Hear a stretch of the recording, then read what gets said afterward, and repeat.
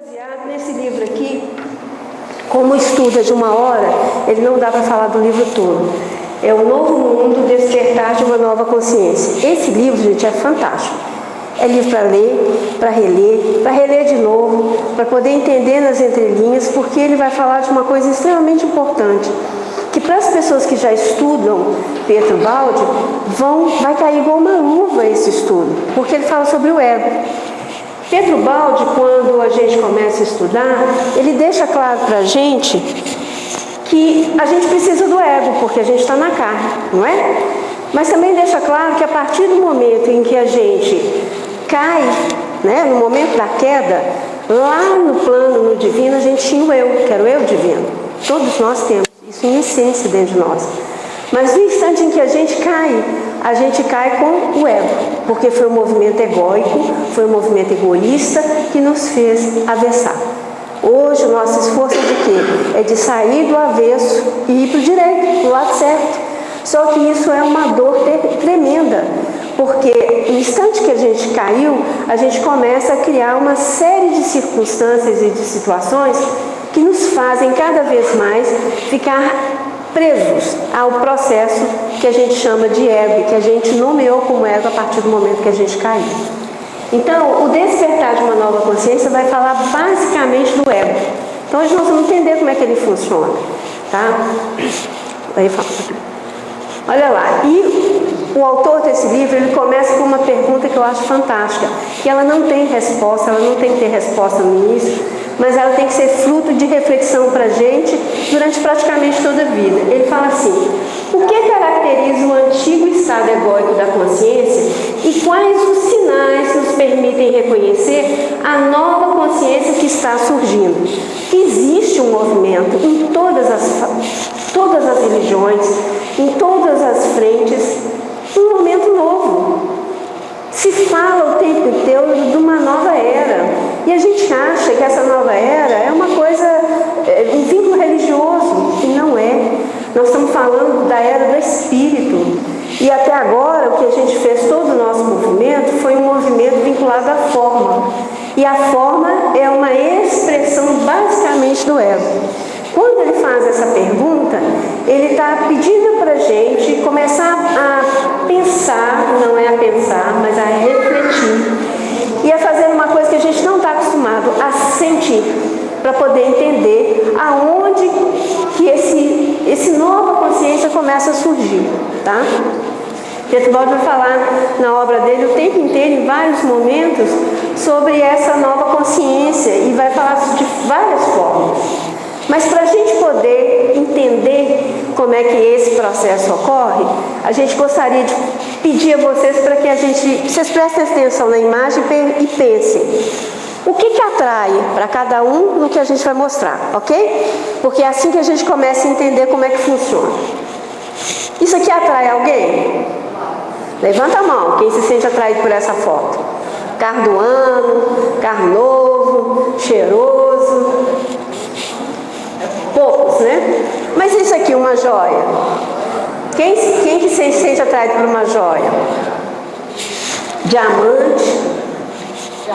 Sou boba não, é lógico que eu quero, né? Ouro não sei quantos quilates, não é isso? Pois é. Muitos se sentem atraídos e identificados com isso. Quem que se sente atraído por uma orquestra? Legal. Uma música orquestrada, né, tem seu lugar e muitas pessoas se sentem atraídas. Viu que aqui a gente tem vários grupos já se formando com essa identificação? Quem se sente atraído por uma peça de marca, uma roupa de marca, Louis Vuitton? Tem gente que se sente até atraído, mas não tem dinheiro, ok? Então, ou seja, isso atrai muitas pessoas. Quem se sente atraído por rock? Oh, tem muito, tá vendo? Tem mais. Tá vendo? Já tem gente se identificando. E com reggae? Tem alguns poucos que se identificam, não é isso?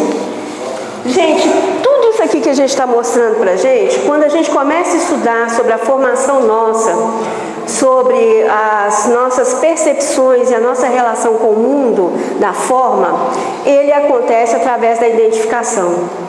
No instante que a gente nasce e é pequenininho, a gente começa a aprender as coisas por identificação. A gente não conhece as coisas, mas a gente vai aprendendo. Plantinha, né? Fazer carinho na plantinha. Se a gente vai lá e arranca a folha, a mãe fala, não, não pode arrancar, tem que fazer carinho. Não pode destruir isso, tem que construir. Ou seja, a relação com a forma, ela vai desde pequenininho, né? A gente vai começando lá. E lá, a gente vai sendo influenciado pelos gostos dos pais, das pessoas e do ambiente que a gente convive, a gostar de determinadas coisas, se sentir atraído por essas coisas, ok? Essas coisas, gente, criam na gente identificação. E é tudo que o ego precisa. O ego só existe através da identificação. Então, todas as vezes que a gente se identifica com alguma coisa e a gente forma grupos, a gente está trabalhando em cima do ego. E aí vai ficar parecendo estranho, né? Mas todos vocês hoje estão aqui, egoicamente identificados com o momento de estar estudando. Porque quando a gente quer aprender com a mente, a gente está fazendo um trabalho de identificação com o saber, com o ter. E a gente está se movimentando em cima de uma plataforma que ela é egóica.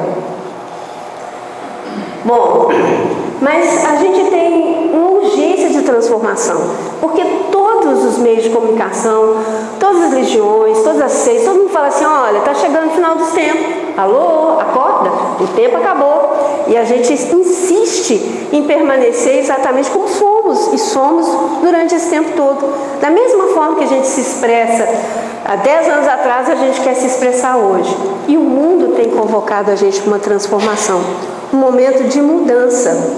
Só que essa mudança não adianta e ela não acontece quando eu mudo de cargo, quando eu mudo de lugar, quando eu mudo de cidade, quando eu mudo de casa, quando eu mudo de carro, quando eu mudo de marca de roupa, quando eu tento me expressar com grupos diferentes. Isso não acontece, porque eu ainda continuo fazendo com que essa transformação seja dentro de uma plataforma completamente egóica, porque eu estou buscando a identificação com a forma. Então, o ponto essencial do despertar é a identificação daquela parte em nós que ainda não se modificou. Então, o ego cria uma estratégia. Tem que mudar rápido? Ok. Eu vou me identificar, então, agora com alguém que eu admiro. A Fatinha parece que é mais evoluída que eu, então eu vou me identificar com ela. Aí eu me ferro, porque ela cai, eu caio atrás dela. Ou seja, aí eu falo assim, não, o Gilson é muito mais evoluído que a Fatinha, então eu vou me identificar com o Gilson. Aí o Gilson cai, eu caio atrás dele. Por quê? Eu estou trabalhando em cima de ego. Eu não estou vendo o esforço na essência dessas criaturas de modificação. Eu estou identificada com a forma com que eles se apresentam para mim. E que para mim essa forma, a forma como pensa, como fala, como age, é a forma com que desperta em mim alguma coisa.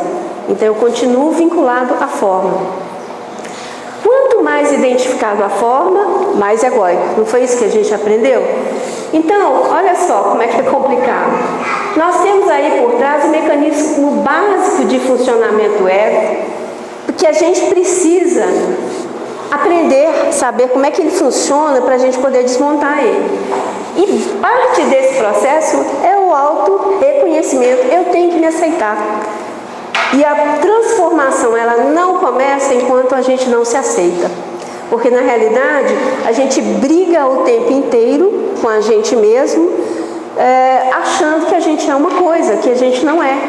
Então, o que eu penso que eu sou, não sou eu. O que as pessoas pensam de mim, não sou eu. Aquilo que eu desejo ser, ainda não sou eu, está no campo do desejo. Aquilo que eu vivenciei, que fez com que eu fosse quem eu sou até hoje, também não sou eu. Porque é a forma com que eu me identifiquei com outras formas ao longo da minha caminhada até agora. Viu como é que o desafio é grande? Mas é legal que assim, em cada um desses tem um fragmento, né? Tem uma minúscula porção daquilo que sou eu. Então, eu só vi até hoje 2 criaturas no movimento espírita, 2 espíritos, vamos assim dizer, terem a grandeza de falar disso de uma forma tão fácil para a gente entender. Irmãs Dufour e Hamed. E para a gente, Irmãs Dufour, ela despertou todos nós para a realidade disso, dizendo, olha, basta a gente se observar. E não populariza de alguns conservadores. Com certeza, vai ter mais gente aí estrilando, né? Porque a maior parte não quer mudar. Isso para a gente é muito consolador quando a irmã faz isso. E mais gostoso de tudo é saber que essa casa, a editora que existe nessa casa, iniciou esse processo. Olha que responsabilidade. Um despertar para uma nova consciência, que é o que a gente está buscando o tempo todo, né? Gente, tudo isso que a gente vive é o quê? É um distúrbio, é uma ilusão. O que a gente tem como realidade é ilusório, não é verdade. Viver no mundo da forma é ilusão. E aí, eu estou falando, não, agora pirei. Como assim que eu vivo, tudo para mim eu pego, faz sentido e tudo isso é mentira, é ilusão? É ilusão. Tudo que a gente vive aqui é ilusão. Acreditar nisso é o primeiro passo, o primeiro movimento para a gente poder estabelecer conexões dentro da gente capazes de gerar uma transformação, porque antes disso a gente não consegue. Enquanto tudo que a gente vive é verdade, a gente não consegue mudar, porque a gente não consegue entender a fragmentação que existe nesse processo ilusório. Ninguém sabe nada 100%, nenhuma religião tem a totalidade de todas as informações, e aí a gente vai vendo que as religiões, as seitas, as várias ciências, elas se comunicam entre si. Por isso, no ano passado, teve um fórum fantástico aqui, tratando sobre transdisciplinaridade, mostrando como que essas partes se conversam e mostrando que há a possibilidade da gente aprender a respeitar, aprender a crescer junto com as informações que cada um tem de bom, porque cada um tem uma parcela da verdade, né? Pode dar? Pode, lógico, sem problema. Hoje foi publicado no Facebook, pelo Pedro Camilo, lá no Bahia, um comentário sobre a morte do Gasparetto. Vocês viram? Sim. Eu achei muito legal, assim, porque como eu não estava na cara, eu fui uma que lá no tempo do conservadorismo, eu ficava assim, Zíbia não é coisa espírita, né, com aquele discurso arrogante, e o Pedro Camilo hoje estava falando o seguinte, que morreu o Gasparetto. A contribuição que ele deu para o despertar da consciência, se é espírita, se não é, ele foi espírita durante um tempo, depois ele calado, sem fazer alarde, saiu, foi fazer o que ele acreditava, mas mantendo a doutrina espírita como farol, mas sem acompanhar, vamos dizer assim, a movimentação dos espíritas. E quantas pessoas foram despertadas por isso? Inúmeras. Inclusive existe um vídeo que circula no YouTube, quem puder depois procura, porque eu não vou lembrar aqui agora, durante muito tempo ele teve um programa na Rádio Nacional, e esse programa acontecia todos os dias pela manhã, e ele falava de forma motivadora para as pessoas que ouviam. Muito tempo depois, alguns anos depois, um rapaz muito humilde que vivia na zona rural foi numa palestra dele e falou com ele pessoalmente, grato, porque falou assim, você me salvou durante anos. Eu morava na zona rural, eu cansei de pensar em suicídio várias vezes e não fiz por ouvir você falar do outro lado. Você ria dos erros, você mostrava o humano, e com tudo que você falou e ensinou, eu me senti despertado. Então eu estou vivo aqui até hoje graças a você. Eu vim aqui na palestra para te agradecer. Já pensou alguém poder levar isso para o outro lado da vida? Sentimento de gratidão, ele conseguiu salvar uma pessoa, e uma que a gente tem informação, porque isso deve ter ocorrido muitas outras vezes. É por aí, gente. Enquanto a gente trabalha com a identificação do ego, a gente está preocupado com o que as pessoas pensam. O ego precisa disso. Ele precisa de aceitação, ele precisa da bênção do outro porque ele faz, porque ele não está convicto do que ele está fazendo. O que ele está fazendo não está atrelado ao divino. O ego precisa de discussão, ele precisa de briga, precisa de muita coisa. Olha lá, o que vocês estão vendo ali?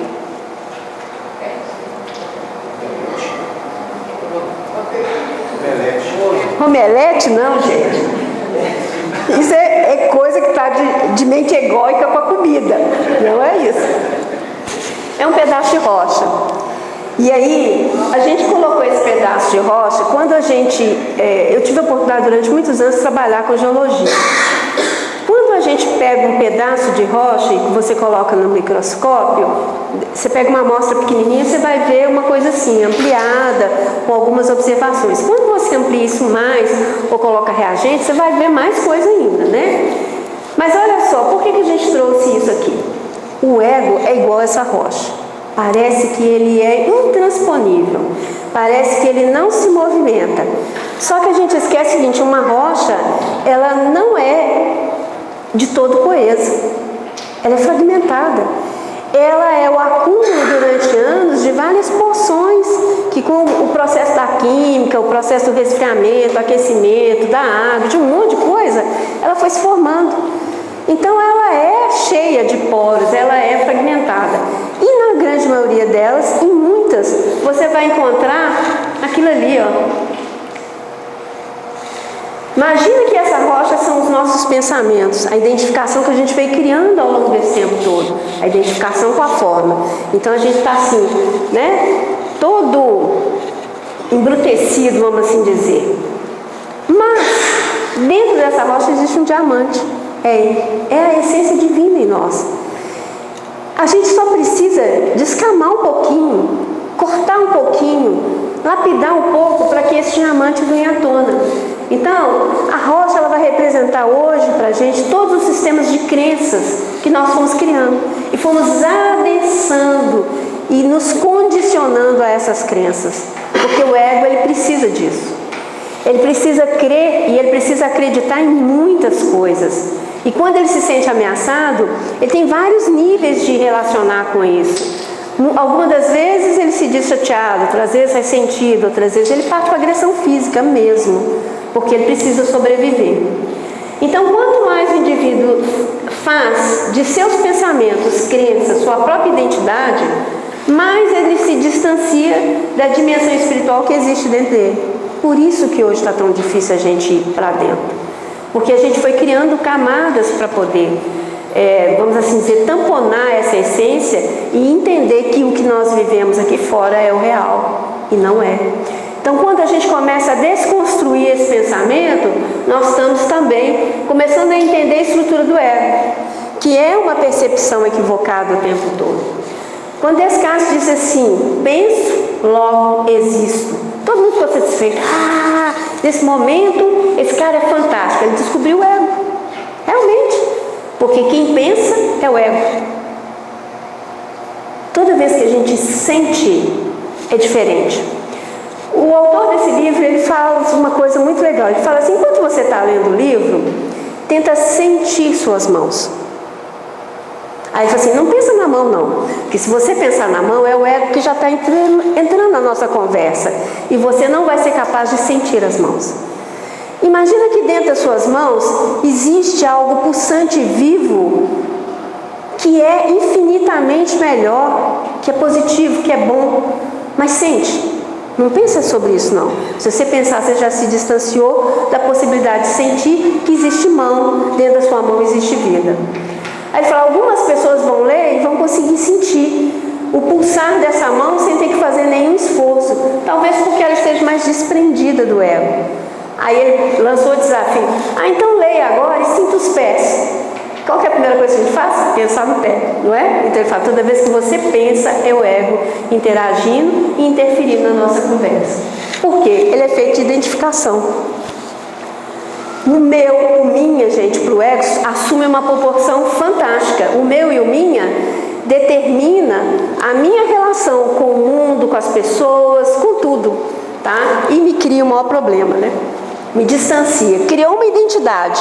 Então eu falo assim, minha escola, tem dezenas de pessoas na escola, mas a escola é minha, né? Minha escola, meu professor, tem 40 alunos dentro da sala, mas é meu professor, e por aí vai. Essa identificação, ela é importante até um certo momento da vida da gente, para nos fazermos ser capazes de reagir, de conviver. Mas ele, em exagero, ele vai criando problema para a gente, essa identificação. A reação da estrutura do ego sempre é de raiva, de atitude defensiva, distante do olhar para dentro. Então, toda vez que eu me distancio de dentro, o ego está mais presente na minha vida. Opa, o que eu fiz aqui? Voltei. Ilusão de propriedade. Eu passo a ter uma ilusão de propriedade. Sabe por quê? Nada é meu. Nós aprendemos que tudo na vida é empréstimo divino, que a gente está aqui de passagem, mas é meu carro, minha casa, meu filho, minha esposa, meu marido, não é? E aí, a partir de tudo que é meu e minha, eu controlo. E se eu controlo, eu sou egóica. Estou falando isso com uma tristeza enorme, tá, gente? Porque é eu repetindo eu aqui para vocês. Vamos lá. A identificação, então, com o corpo é tudo que o ego precisa para sobreviver, tá? E isso é tão sério que, às vezes, se cria doenças para se fortalecer nelas a identificação. Já viram aquele tipo de pessoa que diz assim, nossa, você vai chegando perto dela e pergunta, tudo vai, fulano, tudo bem? Mais ou menos, estou aí lutando com a vida, né? Aí ela fala assim, lutando com a vida, minha filha, aí ela passa a mancada, estava andando normal. Tô com uma dor no dedão do pé, que tá difícil, já tem anos que eu tenho essa dor, ela não melhora, e aí ela fala da dor, e a dor cresce. Por fim, você já não quer nem mais conversar, porque toda vez que você for encontrar com a pessoa, a dor do pé vem junto. Por quê? A doença é a identificação que ela tem do corpo. É a forma que ela achou para chamar a atenção e se expressar na vida do fenômeno e da forma. Então ela vai manter essa dor o tanto que ela puder, porque é a forma que ela se identificou. Por isso que faz um sentido enorme quando o psicólogo vira e fala assim, o menino é atentado. Aí o pai fala assim, fulano ficou quietinho, mexe com ele agora não. Mexe não, porque ele está quieto. Não, agora você vai lá e mexe. Beija ele. Mostra que você está presente, que você percebeu que ele está quieto. Por quê? Você vai criar para ele, dizendo para ele, olha, eu estou identificando você aqui nesse momento. Eu estou te sentindo aqui nesse momento. Eu te vejo nesse momento. Então você vai fortalecer a atitude positiva. Se essa criança tiver só atenção no momento que ela fizer alguma coisa errada, ela está criando uma identificação com o erro. E depois a gente fala assim, nossa, como é que eu errei na criação com esse filho? É o nosso ego tratando com o ego do outro. É o que o autor diz o tempo inteiro. Então, para que eu não consiga ser egóico e tratar o outro de ego para ego, eu tenho que buscar fazer um outro caminho, que é o do sentir. Quando eu tento sentir, eu aciono o sentir do outro. Por isso que eu saúdo o Cristo interno que existe em ti. Porque é o meu Cristo interno que está falando. É uma forma que eu tenho de dinamizar isso, ok? É difícil? Sim, porque a gente criou uma série de carapaças que hoje está difícil. Então, olha lá, a essência do ego sempre é a inconsciência. Quanto mais egóico, mais inconsciente. Queixas e ressentimentos, gente, é uma das formas que o ego tem de se fortalecer, tá? Então, cada reclamação é uma pequena história. Só que é a mente que cria, ok? A partir da mente que criou, ela começa a ganhar forma. A gente não aprende que existe forma-pensamento? Que as pessoas chegam no centro espírita achando que é obsessor e ela está obsediada por ela mesma, por forma-pensamento? Aqui, ó. Toda vez que ela começa a reclamar muito de uma coisa, o ego dela infla. E aí, essa história vira verdade, né? Verdade. Junto com essa reclamação, ela passa a reclamar de alguém. O ego precisa do outro, tanto para crescer, para ele diminuir, para ele melhorar, mas ele também precisa do outro para ele se sentir grande. Porque falando mal do outro, ele cresce. Toda vez que eu diminuo alguém, o meu ego cresce. Aplicar rótulos negativos, quando eu falo assim, fulano, olha, fulano é uma sem vergonha. Meu ego cresceu, eu não sou, ela é. Quando eu falo assim, fulano é uma desgraçada, eu estou dando para ela um adjetivo, meu ego está crescendo, eu estou diminuindo outra pessoa, e aí vai. Violência verbal, quando eu falo assim, sua negra, seu fedorento, também, você é um garçom. Eu estou criando uma violência verbal, eu estou criando uma identificação com o ego. E quando isso pode ser até física, mais ainda. Eu mostro para o outro que eu mando, que eu tenho força, eu tenho poder. Isso é tudo que o ego precisa. Quando isso vira rancor numa relação de família, de convivência, eu tenho por trás disso uma emoção muito forte, não tem? Toda hora eu desligo tudo. Emoção forte, ela cristaliza. Quando ela cristaliza, ela fortalece ainda mais o ego. Estar certo e tornar o outro errado é ótimo para o ego. É tudo que ele precisa para ele ser gigantesco. Então, nada fortalece mais ele do que essa relação aí, de dizer para o outro que o outro é inferior a ele, ok? Por isso que a gente começa a entender, quando lá no Evangelho, em outros momentos, diz assim, a gente não deve julgar. É porque qual o sentimento está por trás de julgar? Porque na grande maioria das vezes o objetivo é egóico, ele não é de crescimento do outro, né? Bom, o ego ele também tem uma defesa, ele cria uma ilusão e ele cria um processo de defesa. Então ele leva tudo para o lado pessoal, por isso que é tão difícil conviver em grupo.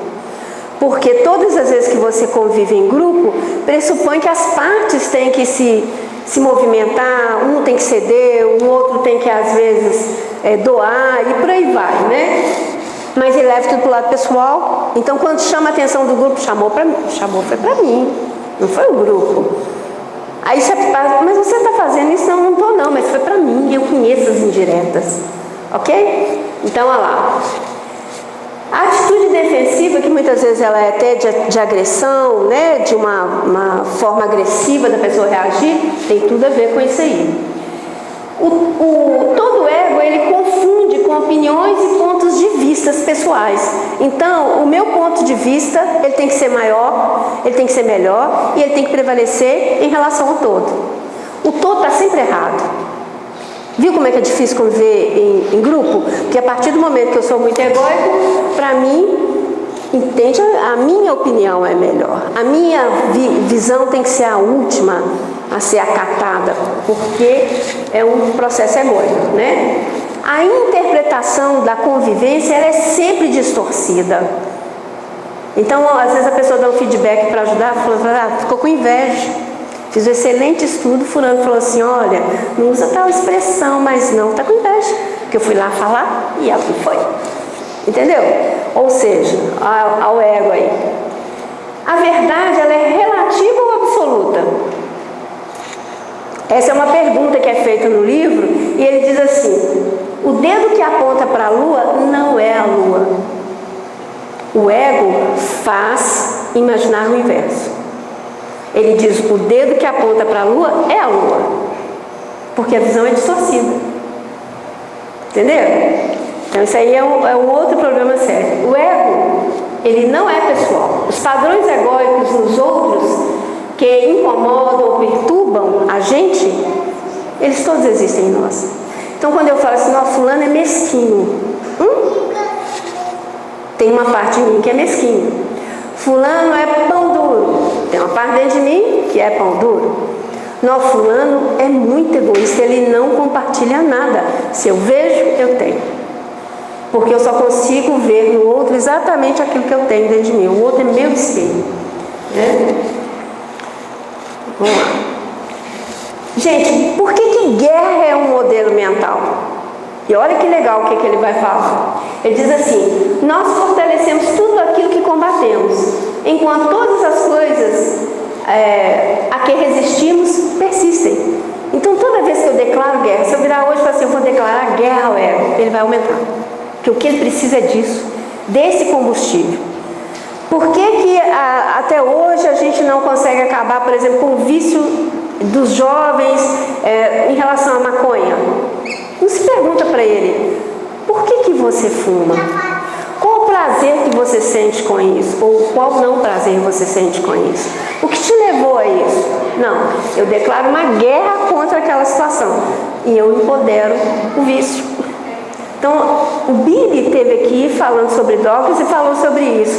Eu fui reler o livro que eu já tinha lido e lá está lá falando disso aí, que é o modelo mental. Então, toda vez que eu guerreio com uma coisa, eu intensifico ela. Por isso que é tão complicado as relações na família quando eu quero ajudar alguém a crescer e eu começo a combater da maneira errada. Em vez de eu ser exemplo, eu vou lá e critico, e falo, e continuo fazendo errado. Meu filho, você não pode fumar porque o fumo estraga o pulmão, né? E aí o pai e a mãe fumam. Não faço o que eu faço? Não funciona, não é? Medo. Medo é um outro combustível fortíssimo para o ego, porque quando ele se sente ameaçado, ele usa do medo, né? Ele tem medo de não existir, gente. Então, para ele, a crítica é uma coisa absurda, porque ele tem medo de alguém destruir ele. Ele precisa sobreviver. E ele vai lutar isso o tempo todo. Então, ele tem medo de não ser ninguém, de não ser visto, de não ser reconhecido. Então, todas as formas que são transitórias, o ego vai utilizar para poder manter-se vivo e atuante no processo. Interpretações de papéis. Aí nós vamos ter que dar uma pausazinha só para vocês entenderem que é isso que é fantástico. Toda interpretação de papel ele tem ganhos materiais. Tem ganhos. Tem sensação de poder, tem sensação de superioridade, tem sensação de ser super especial, além do sentimento de gratificação, seja física ou psicológica, atenção dos outros, e o papel de vilão, vítima e amante, né? Que ele fala isso muito dentro do livro. E ele diz o seguinte: todas as vezes que a gente interpreta papéis, nós estamos fugindo da nossa essência do divino e nos tornando mais egóicos. Qual que é a proposta que ele faz? Olha, ele diz o seguinte, e é muito legal, ele fala, nessa altura do livro, você deve estar amando o livro. Se você quer entender o assunto, a essência do livro e quer se modificar. E aí eu vou te dizer, você deve estar pensando, nossa, esse livro vai virar meu livro de cabeceira. Ele fala assim, para agora, é o ego. O ego precisa de identificação. E ele está buscando a identificação com o livro. Não, porque o ser, ele não precisa disso, ele é. O divino está aí dentro, ele é. Então, à medida que eu duvido da possibilidade, da fortaleza desse ego, eu já comecei a desmontar o ego, que é o que ele nos propõe. A partir do momento que eu entendo e aceito que eu sou uma pessoa falível, cheia de defeitos, com uma série de circunstâncias, eu já estou desmontando meu ego. Todos os momentos em que eu aceito que eu posso errar e que eu vou errar muitas vezes, porque eu não sou perfeita, eu estou começando a deixar de dar importância para esse ego. Então ele fala assim, a gente desempenha papéis o tempo todo. Então ele fala da relação da família, do pai, da mãe, o tempo todo. E aí ele vai mostrando, através de exemplos, como que a gente pode fazer com que essa relação seja uma relação essencialmente do ser e não do ego. E ele diz o seguinte, olha, a gente tem muito para aprender, mas muito mesmo, porque todas as vezes em que eu converso com o outro no campo do ego, eu desperto nele o ego. Mas todas as vezes que eu converso sentindo num exercício de presença, eu estou buscando o ser. E aí eu ativo nas pessoas o ser. Olha o desafio. Para que eu pudesse fazer essa palestra, eu tive que parar para pensar qual era o meu objetivo íntimo e interno para apresentar essa palestra. É a segunda vez que eu estou apresentando. Eu tive que parar para pensar o que eu quero. Que papel eu quero desenvolver ou eu não quero desenvolver papel nenhum. Qual que é o meu objetivo comigo mesmo e com o outro que está ao meu lado? Porque se ele não for uma verdade para mim sentida, ele não vai tocar ninguém. O estudo não vai tocar ninguém. Eu vou massagear egos. E eu não quero, porque eu estou querendo deixar de ser egóica. Né? Então tem um esforço por trás. Bom, vamos ver lá o papel de vilão. A interpretação de papéis negativos torna-se particularmente acentuada quando o ego é intensamente intensificado por um sofrimento emocional do passado, que deseja se renovar com uma experiência diferente. E, extremamente importante, ego vive no passado. Então, toda vez que a gente começa a ser saudosista, a lembrar de muitas coisas que já aconteceu, a gente está egóico. Mas também que se a gente quiser focar só no futuro e ficar no futuro, a gente não viveu o presente, a gente continua dentro do egóico. Ou seja, o exercício para a gente ser, ele é um exercício de plenitude, da gente se sentir presente. da gente estar por inteiro no que a gente está fazendo na hora que está fazendo. Então, à medida que eu estou apresentando o estudo, eu estou aqui num exercício enorme de tentar estar presente, sentindo cada um de vocês e me sentindo em relação a vocês, porque senão vai ser o meu ego conversando com você, ok? Então, nós temos que estar o tempo inteiro buscando coisas que são positivas.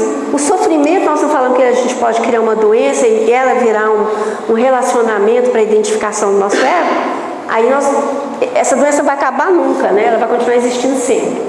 Tem o papel de vítima. Quem é mais antigo assistiu demais aquele desenho que começava assim, ó vida, ó céus. Não é? Tudo dava errado para esse bichinho aí. Ele é o papel da vítima o tempo todo, né? Porque esse ego aí, ele procura a identificação no outro, mas no outro, através da solidariedade, da piedade, de interessar sobre o assunto do sofrimento do outro, do problema, da minha história, que a minha história ela é mais sofrida do que a dos outros, a minha história ela tem mais dificuldade que o outro. Quando a gente para de identificar com essa história, a gente já está começando a fazer um caminho diferente para a libertação do nosso ego. Então a gente não quer que a nossa história e o nosso sofrimento termine, a gente quer ser lembrado, tá? O papel do amante é eu interpreto quem você quer que eu seja, enquanto você representar quem eu desejo que você seja. É uma troca. E isso é o que motiva 90% das relações, segundo estatísticas. O papel que eu desenvolvo para estar com o outro e que o outro desenvolve para estar comigo.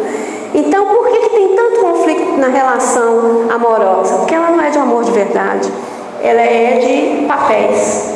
É um acordo implícito e inconsciente que a gente utiliza o ego para poder estar com ele. E aí você pergunta assim, o que você mais gosta no seu marido ou no seu namorado? Não, a inteligência. Hã? Como assim? Eu estou me vendo nele, eu me acho inteligente, estou vendo que ele é inteligente igual eu. Legal. Aí ele serve para ficar comigo. Entendeu? Então é um acordo implícito e inconsciente. Isso é a verdadeira essência do ser? Já que a gente está buscando ser o divino, depois de juntos, é possível sustentar isso por muito tempo? Então a gente sustenta por alguns anos, por algum tempo. Uma hora, esses papéis vão se dissolver e a gente não vai dar conta de mantê-los. E aí entra a raiva direcionada ao parceiro. A raiva não é para mim, não. A raiva é o parceiro, porque ele colocou em risco essa relação. Porque ele me obrigou a ser quem eu não quero mostrar que eu sou. Tá? Então, apaixonar-se é a intensificação do desejo e da necessidade do ego. Então, ele falou assim, olha, paixão é isso aí. Eu estou alimentando o ego. Amor verdadeiro implica em não querer nada. Eu não quero nada em troca. Eu quero simplesmente amar. Então, a gente, quando vai lendo, vai estudando, a gente vai percebendo quanto distante nós estamos de uma relação verdadeira. Porque o mundo da forma, ele tem sido um mundo muito desgastante, porque a gente tem cada hora assumido um papel diferente para poder ter prazer, para poder ter mais matéria. Só que quanto mais eu estou nesse processo, mais matéria eu adenso. Se a evolução do espírito, segundo o próprio Ubaldi nos diz, para desaversar, né, para a gente voltar, é perder matéria, nós vamos ficando cada vez mais distante de deixar de ter matéria, porque todo esse movimento egóico cria matéria, e muita matéria. Então, sempre que assistimos papéis, né, estamos inconscientes. Todo esse assunto papel a gente está inconsciente. E a gente é igualzinho. Aqui, a gente é assim, mas se sente assim. A gente é assim e se sente assim. Toda vez que eu coloco uma botinha de galocha, eu falo, eu sou igual super-herói. Eu me sinto o máximo. Eu acho que eu tenho problema de infância, mas isso aí é outra coisa. Me acho o máximo quando eu estou com a botinha de galocha. É por aí. Deve ser o ego que deve entrar nessa hora para poder fortalecer alguma coisa, né? Bom, aí vocês estão assim agora, né? Lascou. A Bel só trouxe problema hoje. Eu vou sair daqui com o meu olho arregalado e pensando, o que eu vou fazer agora para frente? A gente se flagra nesse instante. Só que segundo o Eckhart Tolle, ele diz pra gente o seguinte: quando a gente está nesse momento, parabéns, nós estamos começando a criar um espaço entre nós e o papel que a gente desenvolveu até hoje. Então nós estamos começando a deixar de ser egóico. Toda vez que eu assusto com esse volume de informações e que eu começo a pensar na possibilidade de ser diferente, eu já estou começando a criar aqui um espaço entre esse papel que eu desenvolvi. Começa aí a minha libertação, para que eu dê conta de ser alguém melhor e menos egóica. Bom, para que essa libertação de fato ocorra, olha lá algumas coisas que a gente vai precisar. Não resistência interna com os acontecimentos. A gente sempre resiste a todo conhecimento, a todo acontecimento novo que chega. É uma mudança, é uma transformação, é necessidade de outras coisas. E aí, quando eu crio essa resistência interna, ela dificulta esse processo. Não rotular a realidade de forma alguma, nem como boa, nem como ruim. Ela é o que é o fato. Porque o bom e o ruim é uma interpretação. Quanto à base de nossas ações é o alinhamento interior com o momento presente. Elas se tornam fortalecidas pela inteligência da vida em si. Então, eu tenho que estar vivendo o presente, buscando estar presente, buscando, fazendo esforço de todo momento, pensando a quem que me interessa as minhas ações, é um processo de reflexão e de observação, para que eu possa deixar de ser egóico, né? Gente, esse tempo acabou, então nós precisamos lá de aceitação, prazer e entusiasmo. A nova era não é uma utopia, ela já está acontecendo para muita gente. Basta a gente querer, porque essa nova era, ela começa de dentro para fora. Eu voltar para o Criador, né, para o Divino.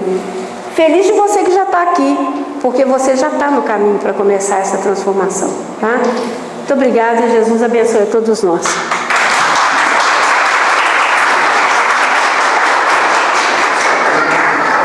Pessoal, a gente não tem 5 minutos aqui, um colega fazer uma pergunta que desejar simplesmente. Pergunta? Meu ego não está preparado para isso. Meu ego. Não, só um comentário.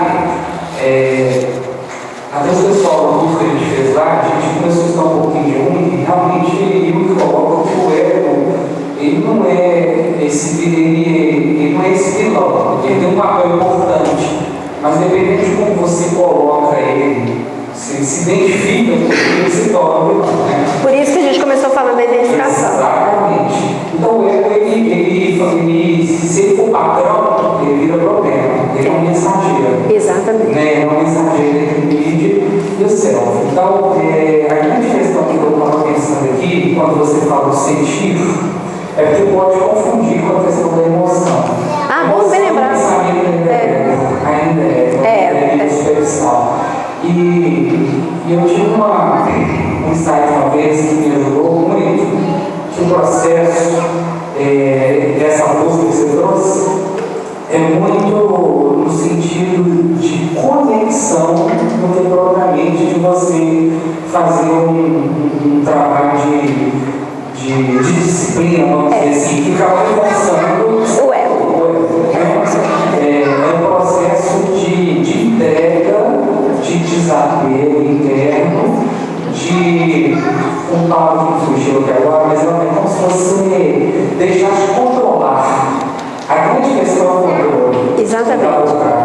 Então, assim, quando você busca se curar internamente, soltando, liberando, né? Estamos falando muito de liberar, né? Liberando e sendo menos controlador das situações, você está desidentificando com o ego. E naturalmente você se identifica com a coisa. É um processo que Aliás, quando a gente, às vezes alguém fala assim, você precisa mudar, a gente fala assim, como? É o ego. Perguntou como, é o ego. Então é muito difícil. A gente é tão egóico que a gente ainda não sabe fazer nem a pergunta correta ou o sentimento correto. E nesse sentido tem uma coisa que é muito interessante.